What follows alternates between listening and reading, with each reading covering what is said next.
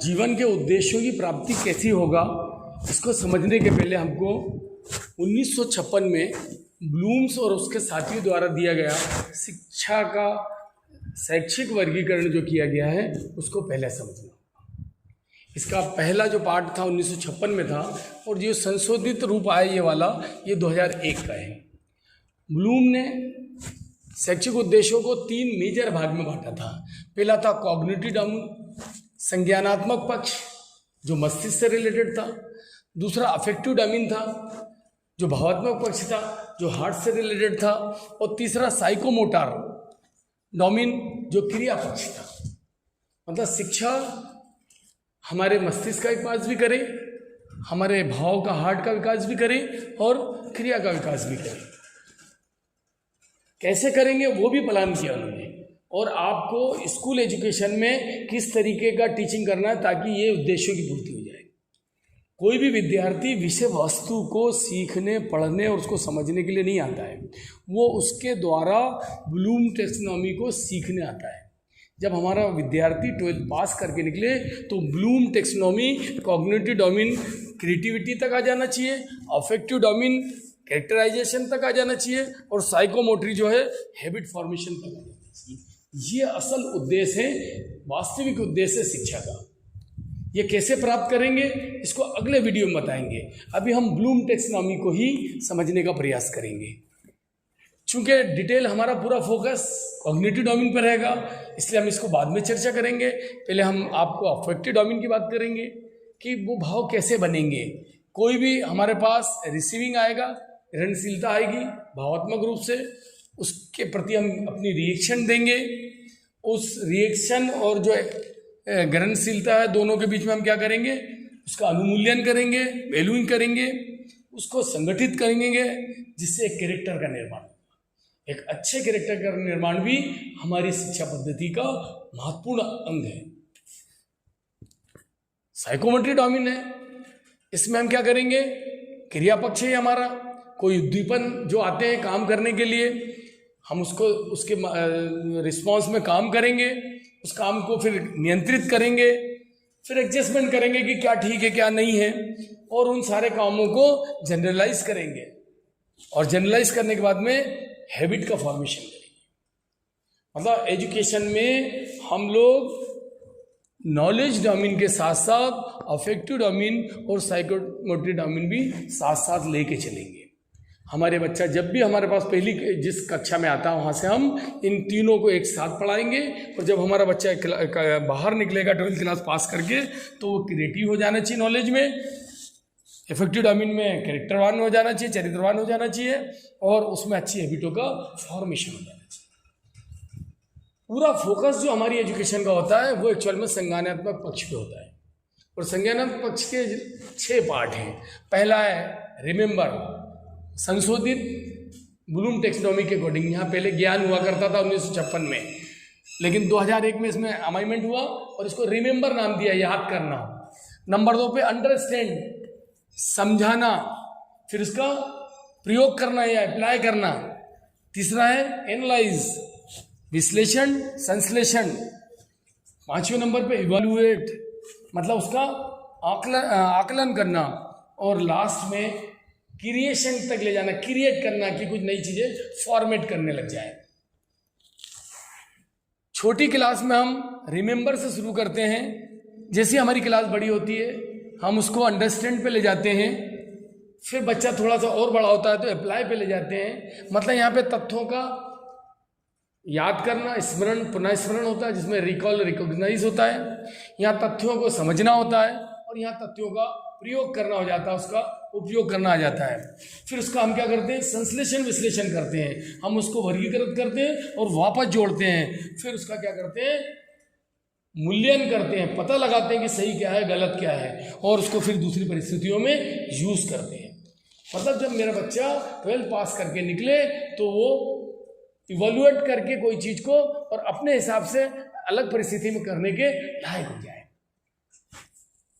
लेकिन आप देख रहे होंगे कि आज भी मेरी जो छात्र स्टूडेंट की जितनी भी स्टेज लेवल हैं, प्राइमरी हो, सेकेंडरी हो, कॉलेज हो या पीजी का लेवल हो, मेरा विद्यार्थी रिमेंबर पे ही रुका हुआ है आज।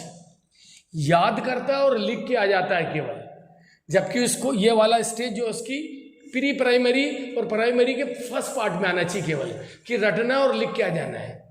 मेरा बच्चा आज भी 11वीं 12वीं हो, कॉलेज में हो, पीजी में हो, कि किसी भी कोर्स में वो काम कर रहे हैं, वो क्या करते हैं, मटेरियल को याद कर लेते हैं और याद करके उसको आंसर बुक में लिखाते हैं, लिख के पास हो जाते हैं और एक डिग्री लेके घूमते हैं, जिससे उनको किसी प्रकार का कोई भी नौकरी नहीं मिलती है, ना वो अपना खुद का रोजगार कर सकते हैं क्योंकि स्किल्ड नहीं है, ना उनके व्यवहार में कोई परिवर्तन आता है। केवल क्या होते हैं, वो ज्ञानी हो जाते हैं। अरविंदो ने इसको कहा कि रिमेंबर करके, याद करके लिखना ऐसा है जैसे सुबह दोपहर शाम किए और सुबह जाके निकाल दिया गया। तो ये स्थिति की वजह से मेरा बच्चा जो है वो ज्ञानी तो हो गया है, लेकिन वो कौशलों में ना तो दक्ष हुआ है, ना उसका दृष्टिकोण का विकास हुआ है, ना उसमें व्यवहार परिवर्तन हुआ है। कैसे करेंगे इसको हम अगली स्लाइड में देखेंगे, लेकिन यहाँ हम एग्जाम्पल को समझेंगे कि कॉग्निटिव डोमेन में हम क्या करते हैं। मान लो हम जल के बारे में पढ़ रहे हैं, तो जल क्या है वो यहाँ पे पढ़ेंगे हम। अफेक्टिव डोमेन में जल की कमी से होने वाले संकट को हम देखेंगे, या जल के प्रदूषण को देखेंगे, जिससे हमारा भावात्मक जुड़ाव होगा। फिर हम क्या करेंगे, आगे चल के उस जल को किस तरीके से संग्रहित करना चाहिए, उस जल को किस प्रकार से पॉल्यूशन होने से बचाना चाहिए, पॉल्यूटेड जल को कम करना चाहिए, ये हम करेंगे। ऐसे एग्जाम्पल के माध्यम से हम ये तीनों तरीके के डोमेन को समझ सकते हैं। लेकिन जब हमारी बात इस तरीके की आएगी, फिर इसको भी हमको पहले हम भाषा है, मान लो अप्लाई तक का जो पोर्शन है वो परंपरागत है, और जो अप्लाई के नीचे का पोर्शन है वो एक्चुअल एक्टिव लर्निंग मेथड है, जिसमें हम एनालिसिस सिंथेसिस कर रहे हैं, मूल्यांकन कर रहे हैं और क्रिएशन कर रहे हैं। यहाँ पे हम परंपरागत विधि से आज तक पढ़ाते चले आ रहे हैं, जिसमें कोई तथ्यों को हम समझ लेते हैं, याद कर लेते हैं रट के, उसके बाद में उसको समझ लेते हैं और उसका उपयोग करते हैं। मान लो हमने कोई शब्द याद किया, उससे शब्द से हमने क्या किए, कोई वाक्य की संरचना की और कोई दूसरे वाक्य की संरचना करने के लिए बच्चे को बोल दिया। हमारा टीचर यहाँ तक अभी रुका हुआ है, इसके आगे नहीं बढ़ रहा है। ये वाला काम जो विश्लेषण संश्लेषण जब शुरू करेंगे, तब जाके शायद वो जो बच्चा है स्किल्ड होगा, उसके व्यवहार में परिवर्तन आएगा। जैसे एक छोटा सा एग्जाम्पल बताऊँ कि तीसरी चौथी क्लास में हम जेब्रा क्रॉसिंग पढ़ाते हैं। जेब्रा क्रॉसिंग में हमने पढ़ाया कि जब आप रोड क्रॉस करेंगे तो पहले दाएं देंगे, क्योंकि हमारा लेफ्ट हैंड ड्राइविंग है, लोग उल्टे हाथ की तरफ से आते हैं। पहले आप राइट साइड देखेंगे, बीच में जाके रुकेंगे, फिर लेफ्ट साइड देखेंगे और रोड क्रॉस कर लेंगे। बच्चा पढ़ता है, बच्चा पढ़ के उसको याद करता है, पेपर में लिख के आता है, पास हो जाता है। लेकिन जब स्कूल छूटती है और वो रोड क्रॉस करता है तो वैसे ही क्रॉस करता है जैसा एक घूर चराने वाला बच्चा करता है। तो उसके व्यवहार में परिवर्तन इसलिए नहीं आया कि रिमेंबर किया उसने, रिमेंबर से क्रिएशन तक नहीं आया। हमने ब्लूम टैक्सोनॉमी देखी।